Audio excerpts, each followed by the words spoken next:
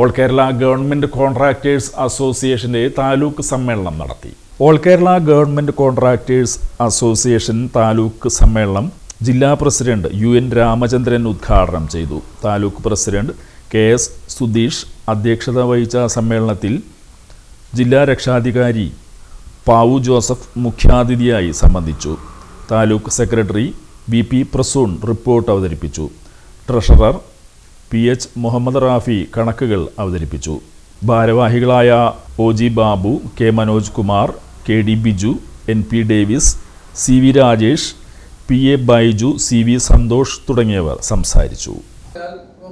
അത്രയും നീണ്ടുപോകുകയാണെന്നും കരാറുകാർ വളരെയധികം സാമ്പത്തികമായി ബുദ്ധിമുട്ട് അനുഭവിക്കുന്ന സാഹചര്യം ശ്രദ്ധയപ്പെടുത്തിയിട്ട് കൂടി അതിന് വേണ്ട ഒരു പരിഹാരം കാണാൻ നമ്മുടെ ഭരണ നേതൃത്വത്തിന് സാധിക്കുന്നില്ല എന്നുള്ളതാണ് മനസ്സിലാക്കാൻ വേണ്ടി സാധിക്കുന്നത്.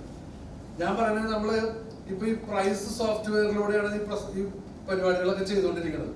പ്രൈസ് സോഫ്റ്റ്വെയർ എന്ന് പറയുന്നത് ഡിപ്പാർട്ട്മെന്റ് ഉദ്യോഗസ്ഥന്മാർക്ക് വേണ്ടി മാത്രം ഉപയോഗിക്കാനുള്ളതല്ല, കരാറുകാർക്ക് അതിനകത്ത് തുല്യമായ പങ്കുണ്ട്.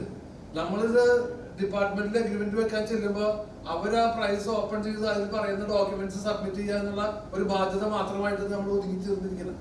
പക്ഷെ നമുക്ക് നമ്മുടേതായിട്ടുള്ള അവകാശങ്ങൾ സംരക്ഷിക്കാൻ നമ്മളുടെ ആവശ്യങ്ങൾ ഈ പ്രൈസിലൂടെ നമുക്ക് അറിയിക്കാം. നമ്മൾ ആരും അത് ചെയ്യുന്നില്ല, അതിനുവേണ്ടി ശ്രമിക്കുന്നില്ല. അല്ലെങ്കിൽ ഇപ്പോ എങ്ങനെ എല്ലാം ആണ് ഈ പ്രൈസ് സോഫ്റ്റ്വെയർ കരാറുകാരന് അനുകൂലമായ രീതിയിൽ ബെനിഫിഷ്യറി ആയ രീതിയിൽ ഉപയോഗിക്കാൻ പറ്റുക എന്നുള്ള വിഷയത്തെ കുറിച്ച് നമ്മൾ ചർച്ച ചെയ്യണം ശരിക്കും പറഞ്ഞാൽ.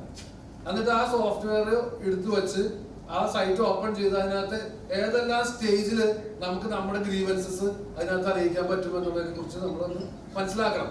കാരണം വർക്ക് കഴിഞ്ഞാൽ ബില്ല് എഴുതണം എന്ന് നമുക്ക് അത് ആവശ്യപ്പെടാം. ബില്ല് എഴുതണമെന്ന് ആവശ്യപ്പെട്ട് 3 to 4 ഡേയ്സിനുള്ളിൽ ബില്ല് എഴുതണം, അങ്ങനെ നിയമങ്ങളുണ്ട്. അപ്പൊ ബില്ല് എഴുത്ത് ഇങ്ങനെ അനിയന്ത്രിതമായിട്ട് നീണ്ടുപോകുന്നു എന്ന് പറയുന്നതിൽ നമ്മുടെ ഭാഗത്തുനിന്നും അലംഭാവമുണ്ട് അല്ലേ സജീവ? നമുക്ക് ബിൽ റിക്വസ്റ്റ് കൊടുക്കാൻ പറ്റും. അതുപോലെ തന്നെ സൈറ്റിലുള്ള ഒബ്സ്ട്രക്ഷൻസ്, എന്തെല്ലാം തടസ്സങ്ങൾ നമ്മുടേതായ അല്ലാത്ത കാരണങ്ങൾ കൊണ്ട് വർക്ക് സൈറ്റിൽ സംഭവിക്കാവുന്ന തടസ്സങ്ങൾ, അതൊക്കെ നമുക്ക് അതിനകത്ത് റിപ്പോർട്ട് ചെയ്യാൻ പറ്റും ഇല്ലേ? ടൈം ഓഫ് കംപ്ലീഷനെ അത് എങ്ങനെ ബാധിക്കും? വർക്കിന് ഒന്നാമത്തെ ഒരു വർക്ക് അഗ്രിമെന്റ് വെക്കുക അല്ലെങ്കിൽ എക്സിക്യൂട്ട് ടെൻഡർ ചെയ്യുന്ന സമയത്ത് അതിന് വേണ്ട കാലാവധി, പൂർത്തീകരിക്കേണ്ട കാലാവധി നിശ്ചയിക്കുന്ന മാനദണ്ഡങ്ങൾ വരെ കൃത്യമായിട്ട് ഫോളോ ചെയ്തിട്ടല്ല ചെയ്യുന്നത്.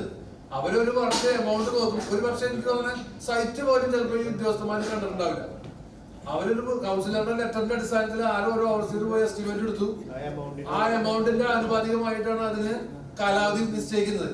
ഒരിക്കലും ആ കാലാവധിയിൽ തീർക്കാൻ ചിലപ്പോൾ പറ്റിയെന്ന് വരില്ല. പ്രതികൂല കാലാവസ്ഥ ഉണ്ടാവാം, സാഹചര്യങ്ങൾ ഉണ്ടാവാം, ഇലക്ട്രിക് പോസ്റ്റ് മാറ്റാനുണ്ടാവാം, പൈപ്പ് ലൈനിന്റെ വർക്ക് ഉണ്ടാവാം. അങ്ങനെ പല പല പ്രശ്നങ്ങളും ആ സ്ഥലം നേരിടുന്നുണ്ടെങ്കിൽ അതെല്ലാം ഉൾക്കൊള്ളിച്ചുകൊണ്ട് അതിനനുസരിച്ചിട്ടുള്ള ഒരു കാലാവധി നിശ്ചയിക്കാനോ അതല്ല ആ കാലാവധി തീർത്തു പോകാൻ നമുക്ക് സാധിക്കില്ലെങ്കിൽ അതിന്റെ കാര്യകാരണ സഹിതം നമുക്കത് അവിടെ അവതരിപ്പിക്കാനും അതുപോലെ ഈ ടൈം എക്സ്റ്റൻഷൻ ഒരു ഫൈൻ ഇല്ലാത്ത രീതിയിൽ